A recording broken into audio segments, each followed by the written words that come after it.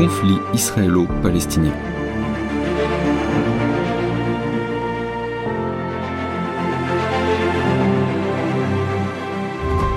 Bonjour à tous. Ce conflit est l'un des plus anciens et des plus complexes au monde. Il oppose depuis plus de 70 ans deux peuples, les Juifs et les Arabes, qui revendiquent le même territoire, la Palestine.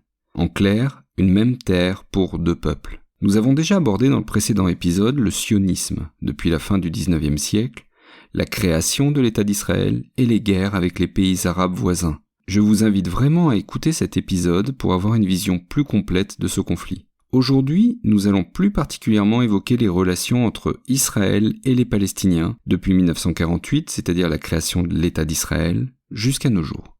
En fait, c'est surtout à partir des années 60 et de la création de l'OLP que le conflit direct se déclenche, avec à partir des années 80, l'irruption des islamistes du Hamas.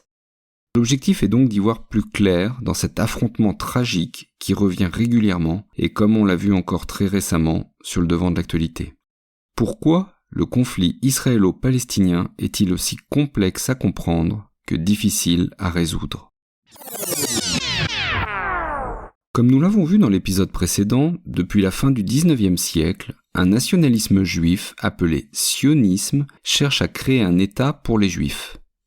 Encouragés par l'antisémitisme dont souffrent les Juifs en Europe, et certains que seul un État à eux pourrait garantir leur sécurité, les sionistes émigrent dans la terre de Palestine, alors territoire ottoman. Cette terre, située entre le Jourdain et la mer Méditerranée, est à l'époque surtout peuplée d'Arabes et comprend trois grandes communautés. Des musulmans, très largement majoritaires, des chrétiens, mais aussi des juifs.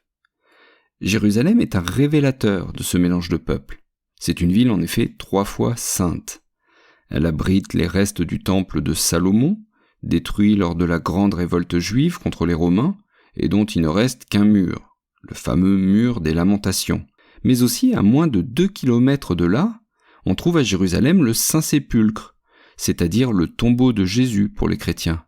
Et encore, tout à proximité, la mosquée Al-Aqsa et le dôme du rocher, 3e lieu saint de l'islam, car recouvrant le rocher à partir duquel le prophète Muhammad serait monté au ciel. Notons à ce sujet, pour bien comprendre que rien n'est simple dans la région, que pour les chrétiens et les juifs, ce rocher, justement, sur lequel se dresse le fameux dôme du rocher, est celui où Abraham a offert son fils Isaac en sacrifice pour prouver sa foi en Dieu. Et les juifs considèrent également ce site comme sacré, car c'est là que l'arche d'alliance, avec les tablettes des 10 commandements, était conservée dans le sanctuaire intérieur de l'ancien temple. Bref, l'histoire, la religion et les revendications s'entremêlent, et tout ça dans un espace très réduit. En fait, cette terre de Palestine oppose 2 légitimités. D'abord, celle de l'antériorité pour les Juifs. En clair, ils disent qu'ils étaient là avant. Les Juifs considèrent en effet que la Palestine est leur terre ancestrale, qu'ils ont dû quitter il y a 2000 ans, quand leur peuple a été dispersé par les Romains, après plusieurs révoltes juives qui ont eu lieu entre le 1er et le 2e siècle après Jésus-Christ. Cette dispersion du peuple juif, ce qu'on appelle la diaspora, par les mécanismes d'expulsion, de départ et même de réduction en esclavage, est à l'origine de l'idée de juifs errants. Et donc pour les sionistes, la Palestine est leur terre, celle qui a été promise par Yahvé à Abraham et Moïse dans la Bible, la terre promise donc, le pays de Canaan. Les juifs estiment qu'ils ont un droit historique de la récupérer. Précisons aussi que des communautés juives sont restées en Palestine après la dispersion par les Romains, et que des juifs ont continué à y vivre tout au long de l'histoire, bien que leur nombre ait varié au fil du temps. Au Moyen-Âge, des juifs ont aussi émigré en Palestine depuis l'Espagne, quand ils ont été chassés d'Espagne, et d'autres régions d'ailleurs, et la communauté juive a prospéré sous la domination ottomane.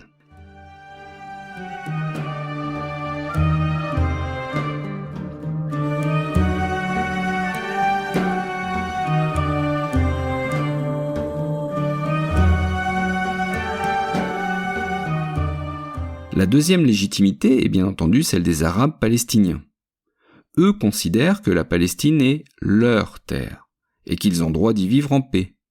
Ils ont aussi la logique du nombre, étant très largement majoritaire sur ce territoire, et le demeurant même en 1948 lors de la création de l'État d'Israël. D'ailleurs, il s'oppose à l'installation des Juifs en Palestine, craignant que cela ne conduise à un remplacement de population et plus largement à une dépossession de leurs terres.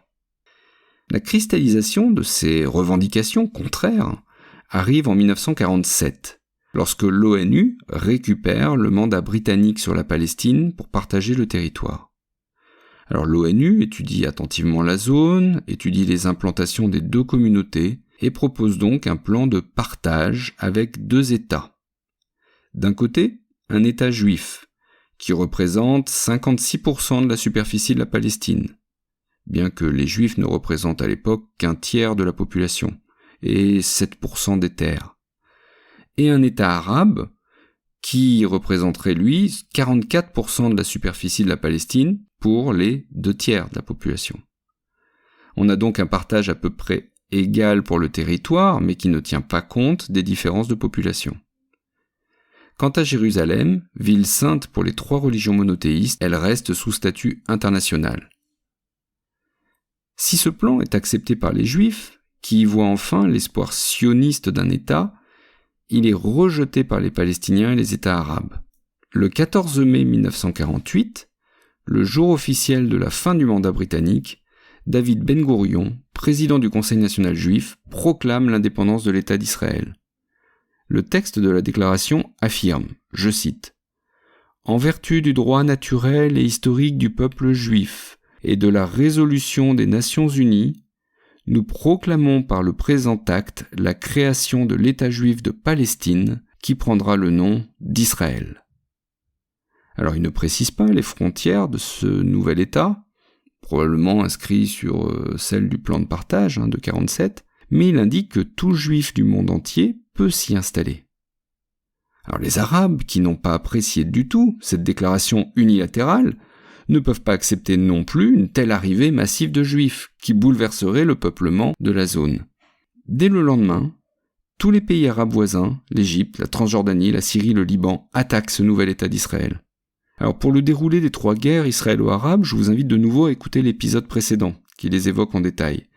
Nous allons surtout aujourd'hui évoquer leurs conséquences pour les Palestiniens.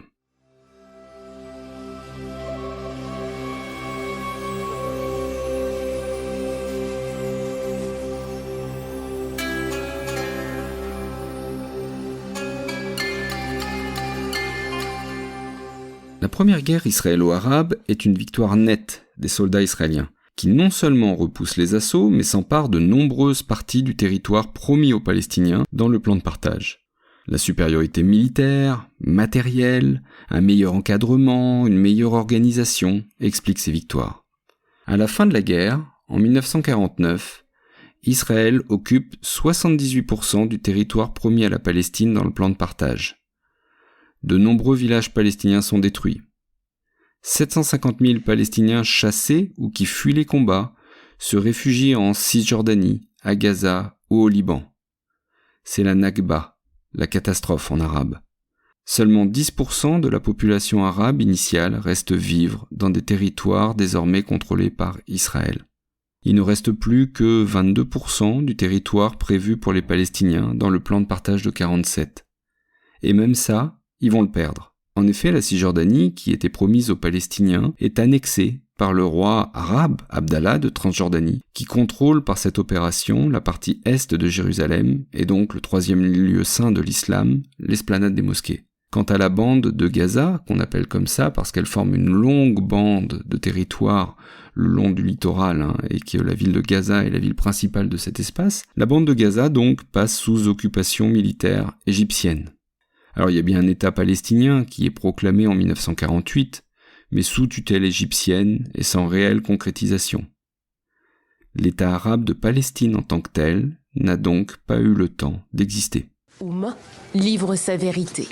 Quand la Nakba a commencé, les Juifs ont attaqué le pays et ils ont attaqué un village appelé Der Yassin. La situation était déplorable. Nous sommes partis au prix de notre sang, mais jusqu'à aujourd'hui, je n'ai oublié aucun morceau ou centimètre de mon pays, Bet Afa. Les pays arabes ne se soucient pas vraiment de la disparition de la Palestine. À leurs yeux, le problème palestinien est d'abord et surtout celui des réfugiés, qui sont logés dans des camps, au départ temporaires, mais qui vont durer très longtemps, jusqu'à nos jours. Les Palestiniens rêvent quant à eux de quitter ces camps pour revenir sur leurs terres dont ils estiment avoir été chassés. Leur dispersion dans plusieurs pays arabes et la difficile vie d'exilés les empêche de s'organiser, de se structurer. Et les pays arabes voisins d'Israël prétendent défendre leurs intérêts. C'est d'ailleurs dans ce cadre que se déroulent les 2 guerres suivantes, la guerre des 6 jours en 67 et celle du Kippour en 73. Après la guerre des 6 jours justement, et la victoire écrasante d'Israël, la Cisjordanie et la bande de Gaza passent sous occupation militaire israélienne. Cette occupation est dénoncée à l'ONU par la résolution 242 et ces territoires sont désormais appelés au niveau international les territoires occupés. Alors bien qu'ils ne soient pas vraiment reconnus comme israéliens par le droit international, le gouvernement israélien y installe, dès la fin des années 60, quelques colonies, dans des zones peu ou pas peuplées récemment conquises. C'est le cas notamment en Cisjordanie. Par la suite, à partir du début des années 70 et jusqu'à maintenant, la colonisation israélienne s'est étendue, malgré les critiques répétées de la communauté internationale, malgré les résolutions de l'ONU condamnant cette pratique. Le territoire promis aux Palestiniens en 1947 est ainsi grignoté par toutes ces installations, qui pour certaines sont illégales même au regard du droit israélien. Il s'agit souvent de mouvements religieux juifs ou d'extrême droite, qui poussent à la colonisation. On peut voir tout autour de nous que les Arabes prennent le contrôle des terres. C'est pour cela qu'il faut venir créer de nouveaux villages. Le peuple d'Israël doit être répandu dans tout Israël. C'est pour ça que nous sommes tant ici, pour dire que cette terre nous appartient et nous allons vivre où l'on veut et où l'on peut. Une action illégale au regard de la loi israélienne, ce qui n'empêche pas le député Itamar Ben-Gvir de faire une apparition. Le leader du parti d'extrême droite Otzma Yehudit est venu encourager l'opération. Les années 60 constituent un tournant pour les Palestiniens. Ils sont déçus des défaites successives des pays arabes et du double jeu parfois d'ailleurs de certains d'entre eux. Beaucoup de Palestiniens décident donc de prendre leur destin en main et de combattre par eux-mêmes. C'est le renouveau du sentiment national palestinien.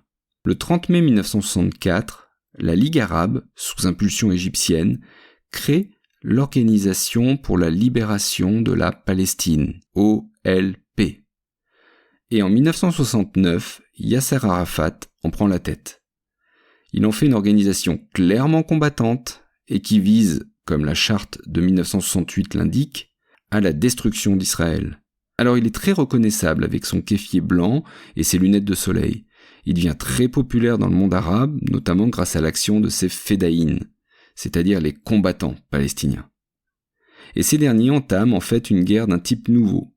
Actions terroristes, détournement d'avions, prise d'otages, lutte contre les Israéliens dans les territoires occupés. Et les combattants se recrutent dans les camps de réfugiés, notamment ceux du Liban, où l'OLP est bien implantée. Parmi leurs actions les plus marquantes, il y a l'acte terroriste perpétré en plein Jeux Olympiques de Munich en 1972, ce qui va évidemment choquer le monde entier puisque les Jeux Olympiques sont considérés comme une période de trêve. Et donc en 1972, le groupe Septembre Noir, qui est lié à l'OLP, tue 2 athlètes israéliens, prend en otage 9 autres athlètes qui sont tous exécutés lors de l'opération de police allemande. Ces terroristes appartiennent à un groupe nommé Septembre Noir. Le commando braque des armes automatiques sur les otages. Un accord a été pris, mais pour l'instant, les Israéliens ont disparu. Un déploiement de forces de sécurité. Une position en face de nous. Les Arabes ont l'air de se préparer. Ils sont tous morts. Face à toutes ces actions, les services secrets israéliens, qu'on appelle le Mossad, réagissent par des assassinats ciblés, comme le montre bien d'ailleurs le film Munich de Steven Spielberg. Nous avons 11 noms de Palestiniens. Chacun d'eux est impliqué dans Munich. Vous allez les tuer, un par un. Mais l'OLP pose aussi des problèmes aux pays arabes, qui sont exposés aux représailles israéliennes.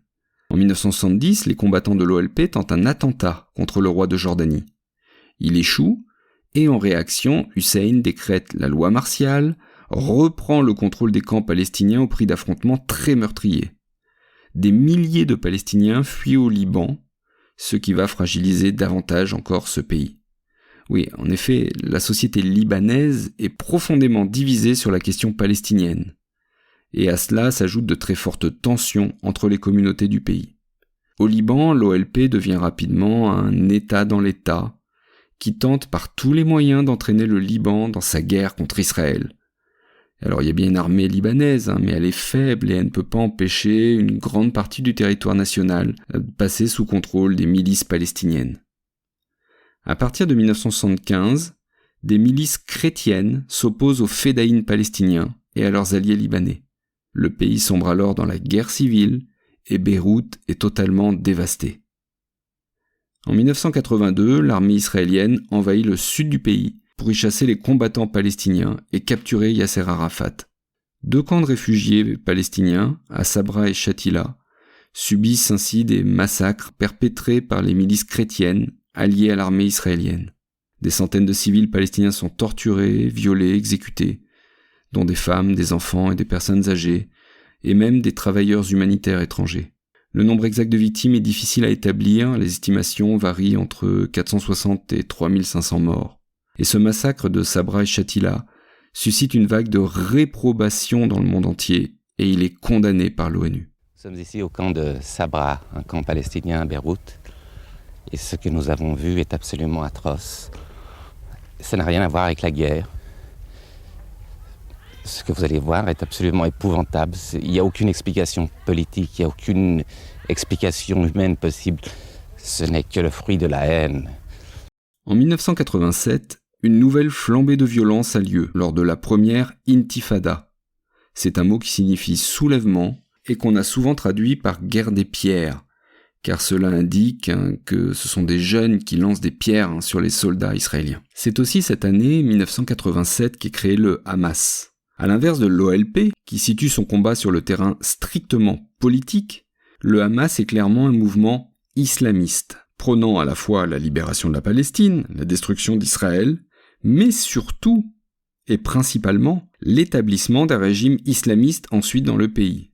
Alors au départ, les Israéliens ne voient pas d'un mauvais œil cette nouvelle organisation. À leurs yeux, elle est pratique, elle divise les Palestiniens, elle sape l'influence de l'OLP. Et le mouvement du Hamas connaît une croissance rapide dans les années 90, en grande partie grâce à son travail social et à sa capacité à fournir des services de base aux Palestiniens, tels que des soins de santé ou de l'éducation. Paradoxalement, à partir des années 90, les tensions s'apaisent, sous l'effet de 3 choses. D'abord, l'affaiblissement militaire de l'OLP, l'effondrement de l'URSS, qui a longtemps fourni des armes et a entraîné les pays arabes à la guerre, dans le cadre de la guerre froide, et la volonté de l'administration américaine Clinton de mettre un terme à ce conflit. Et donc des négociations s'ouvrent entre Israël et l'OLP, qui aboutissent aux célèbres accords d'Oslo du 13 septembre 1993. Ils sont signés entre Yasser Arafat pour l'OLP et le premier ministre israélien Yitzhak Rabin, et ils font naître de très grands espoirs. Nous qui avons combattu contre vous, les Palestiniens, nous vous disons aujourd'hui d'une voix claire et forte, assez de sang et de larmes. Assez. L'État d'Israël est reconnu par l'OLP, qui abandonne la lutte armée, tandis que les Israéliens acceptent eux la création d'une autorité palestinienne autonome en Cisjordanie et à Gaza, confiée à la branche politique de l'OLP que l'on appelle le Fatah. Mais rapidement, les extrémistes des 2 camps refusent ce processus de paix. Le Hamas ne veut pas la paix, avec un État de toute façon qu'il ne reconnaît pas et dont il souhaite la destruction, et donc il lance des attentats suicides. Du côté israélien, Yitzhak Rabin est assassiné par un extrémiste juif en 1995, un extrémiste qui l'accusait de trahir la cause sioniste en négociant avec les Palestiniens. Les négociations s'enlisent, les accords de paix se bloquent. Et face à la recrudescence des attentats, Israël édifie à partir de 2001, et là encore de façon unilatérale, une barrière de séparation en Cisjordanie. Elle mesure 700 km de long, elle est composée surtout d'une clôture renforcée de barbelés avec des capteurs. Et son tracé est critiqué car il divise les communautés, il sépare les agriculteurs de leurs terres, il restreint la liberté de mouvement des Palestiniens. Et surtout, la barrière est souvent vue comme un moyen pour Israël d'annexer des terres palestiniennes et d'imposer de facto les frontières d'un futur État palestinien. En 2005, l'armée israélienne décide de quitter la bande de Gaza. Mais elle continue d'occuper, et ce jusqu'à maintenant, la Cisjordanie. Une occupation qui dure donc, vous l'aurez compris, depuis 1967. En 2006, les islamistes du Hamas remportent les élections législatives palestiniennes. L'année suivante, ils prennent le contrôle de la bande de Gaza par la force, en y chassant violemment l'autorité palestinienne. Et c'est donc un affrontement meurtrier entre Palestiniens, Hamas contre Fatah, une véritable et sanglante guerre civile. L'Égypte est inquiète de la présence du Hamas à Gaza et d'une propagation du terrorisme. Elle décide de fermer sa frontière avec la bande de Gaza. Et Israël, en collaboration avec l'Égypte, impose un blocus de la bande de Gaza. La bande de Gaza se retrouve donc en situation de siège, tant vers le sud avec l'Égypte que vers l'est avec l'Israël. Parallèlement, les États-Unis tentent à plusieurs reprises de relancer le processus de paix. Mais celui-ci bute sur 4 obstacles majeurs. D'abord, le retour des réfugiés palestiniens et de leurs familles, estimé à environ 8 millions de personnes. 8 millions de personnes qui, évidemment, déstabiliseraient considérablement la région et les territoires où ils viendraient vivre. Deuxième obstacle, les colonies juives, qui continuent à s'établir en Cisjordanie. Troisième obstacle, la question de l'eau et de sa répartition, un enjeu majeur dans un espace qui est aussi sec. Et enfin, le statut de Jérusalem. En attendant, les violences se poursuivent, avec notamment l'intifada qui reprend entre 2000 et 2005, après une visite controversée d'Ariel Sharon, un homme politique israélien, sur l'esplanade des mosquées, un lieu saint pour l'islam. Les attentats suicides du Hamas ne cessent pas. Le centre de Jérusalem vient d'être secoué par une violente explosion. Le bilan est très lourd. Un Israélien, un homme de 81 ans, a été tué. 2 blessés sont dans un état désespéré, 5 dans un état grave. Et très régulièrement, des tirs de roquettes visent l'État hébreu depuis le sud du Liban ou la bande de Gaza, entraînant des représailles israéliennes. Les images ont été diffusées par l'armée israélienne. Cible de ces frappes nocturnes selon elle, plusieurs tunnels et 2 sites de fabrication d'armes appartenant au Hamas. Une riposte à la salve de roquettes lancée depuis la bande de Gaza. Alors, il est important de noter que si tous les Palestiniens ne sont pas favorables au Hamas, la société israélienne non plus n'est pas homogène. Certains Israéliens sont opposés à la politique de colonisation et de répression menée par le gouvernement israélien, et ils souhaitent vivre aux côtés des Arabes palestiniens dans 2 États indépendants. En fait, il faut bien comprendre qu'Israël étant une démocratie, la politique menée par l'État hébreu est aussi tributaire du résultat des élections. Même si des puissances arabes se sont rapprochées récemment d'Israël pour normaliser leurs relations, comme les Émirats arabes unis, Bahreïn, le Maroc et même l'Arabie saoudite, cela reste fragile et dépendant de la situation géopolitique. À vrai dire, à ce jour, le conflit israélo-palestinien paraît insoluble.